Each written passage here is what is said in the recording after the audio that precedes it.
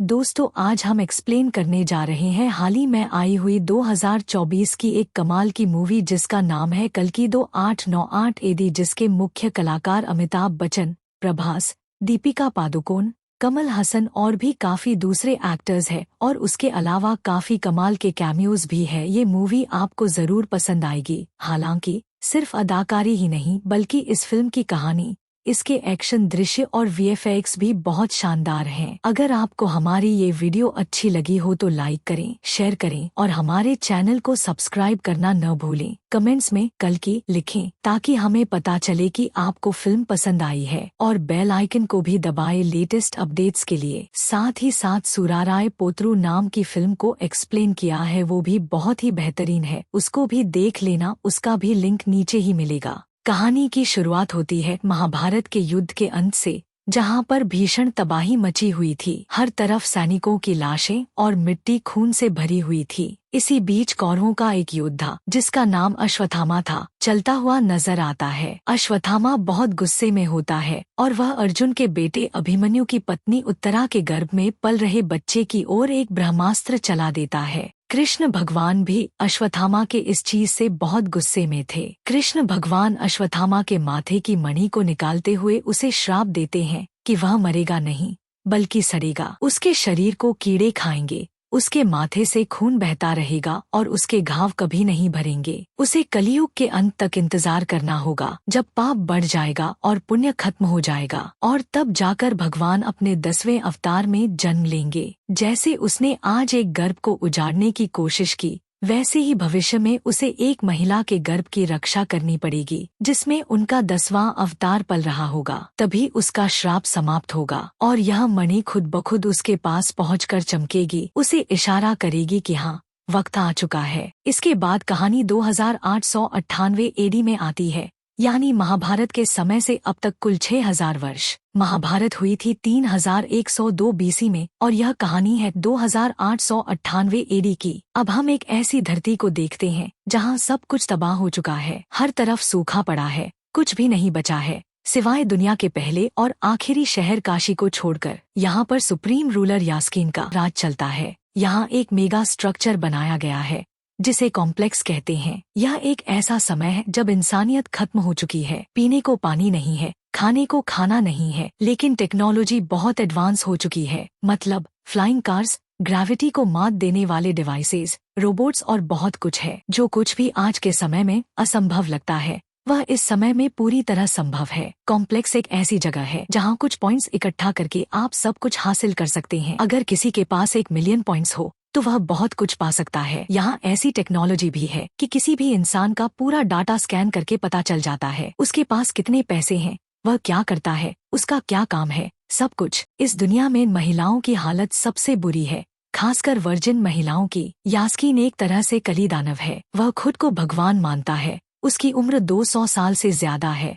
और वह हर एक महिला को अपने बीज से प्रेग्नेंट करता है। उसे एक ऐसी महिला चाहिए जो उसके बीज को 120 दिनों से ज्यादा अपने गर्भ में रख सके ताकि वह उससे सीरम बनवा सके और सबसे शक्तिशाली बन सके। लेकिन कोई भी महिला अभी तक 100 दिनों से ज्यादा इसे संभाल नहीं पाई है, यानी बीज को 100 दिनों से ज्यादा नहीं रख पाई है। अब होता यह है कि या तो महिला मर जाती है या बच्चा मर जाता है या फिर दोनों मर जाते हैं। इसलिए बाउंटी हंटर्स छोटी लड़कियों या फिर वर्जिन महिलाओं को पकड़कर कॉम्प्लेक्स में बेच देते हैं। इसके अच्छे खासे पॉइंट्स मिलते हैं और उनका मकसद कॉम्प्लेक्स में जगह हासिल करना होता है जहां सब कुछ अच्छा होने का दिखावा होता है। अब हम देखते हैं कि लड़कियों को प्रेग्नेंट किया जाता है और 90 दिन की प्रेग्नेंट लड़की को लैब में त्रिकोण चैम्बर में ले जाया जाता है। वहाँ एक स्नेक जैसे सक्शन पाइप उसके गर्भ से सीरम एक्सट्रैक्ट करता है और फिर उसे भट्टी में जला दिया जाता है। ऐसी कई लड़कियों के साथ ऐसा हो चुका है। यास्कीन को इस सीरम से कुछ खास नहीं होता। वह अचानक से पानी में गिरता है क्योंकि सीरम में जहर था,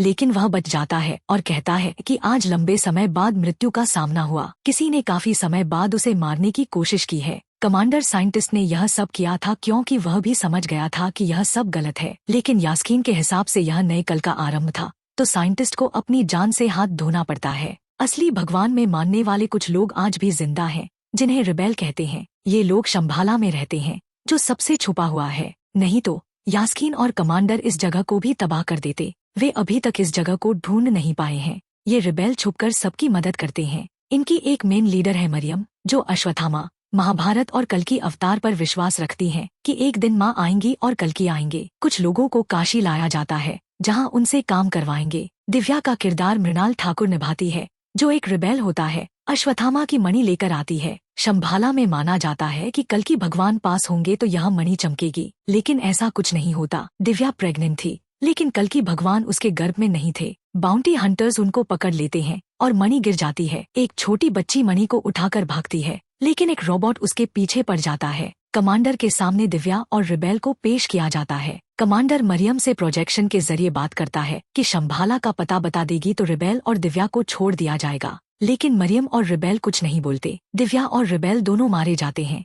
भैरवा नामक एक बाउंटी हंटर आता है, जिसका रोल प्रभास ने निभाया है। भैरवा की एक रोबोट कार एआई बुज्जी होती है। भैरवा का सपना कॉम्प्लेक्स में शामिल होना है। उसके बचपन के कैप्टन ने उसे पाला पोसा था, लेकिन वह उसे बेचने वाला था। भैरवा कैप्टन को पहले ही बेच देता है। भैरवा कर्ज में है, रेंट नहीं दे पाता और लोगों के पॉइंट्स नहीं लौटा पाता। उसका बस एक सपना है कि उसे भी कॉम्प्लेक्स में जगह मिले। वह टेम्पररी पास लेकर कॉम्प्लेक्स जाता है, जहाँ समुद्र, जंगल सब कुछ आर्टिफिशियल तरीके से बनाया गया है। वहाँ पहली बार फल और घोड़े देखता है, लेकिन भैरवा की हरकत की वजह से गार्ड उसे भगा देते हैं। वह बार में जाकर दारू पीता है। भैरवा की मुलाकात एशियंट अश्वत्थामा से होती है। एक बच्ची अश्वत्थामा को मणि दिखाती है। अश्वत्थामा और भैरवा मिलकर सुमिता को बचाते हैं, जो यास्कीन के बीज को 5 महीने से ज्यादा गर्भ में रखती है। सुमिता को सीरम बनवाने के लिए त्रिकोण चैम्बर में डाल दिया जाता है, लेकिन वह सरवाइव कर जाती है। मशीन खराब हो जाती है। महाभारत का अर्जुन का धनुष मिलता है। काउंसलर बानी उसे छूने की कोशिश करता है, लेकिन उसे झटका लगता है। लिली, जो रिबेल ग्रुप की सीक्रेट स्पाई थी, सुमिता को बचाती है। अश्वत्थामा अब मणि को एक्सेप्ट करता है। सुमिता टनल से बाहर जाती है, लेकिन आग वाले सेंसर्स उसे पिघलाने की कोशिश करते हैं। भगवान श्री कृष्ण की शक्ति उसे बचाती है। भैरवा कृष्ण जी की मूर्ति संभालता है। लिली की कुर्बानी के बाद रिबेल सुमिता को संभाला ले जाते हैं। शंभाला में बारिश होती है। सबको यकीन हो जाता है कि यही माँ है और कल्कि यहीं जन्म लेंगे। एक वृक्ष भी उगता है। भैरवा अश्वत्थामा से लड़ता है, लेकिन अश्वत्थामा उसे हराता है। कमांडर मानस मरियम को मार डालता है। भैरवा और अश्वत्थामा मिलकर सुमिता को बचाते हैं। भैरवा कर्ण का पुनर्जन्म है और अब अश्वत्थामा की जिम्मेदारी है कि वह कर्ण को याद दिलाए कि वो है कौन, यानी कि भैरवा को, ताकि यास्कीन को हराने में और कल्कि के जन्म में वो उनकी हेल्प करेंगे। और ऐसा माना भी गया है कि यहाँ पर 7 चिरंजीवी लगेंगे कली को हराने के लिए। एंड माइट भी अगले पार्ट के अंदर हम देख सकते हैं कि हनुमान जी भी वहाँ पर आ सकते हैं और भी बहुत सारी चीजें निकल कर आएंगी। और अगर आप जानते हैं कि 7 चिरंजीवी कौन कौन है तो आप कमेंट सेक्शन के अंदर लिख देना।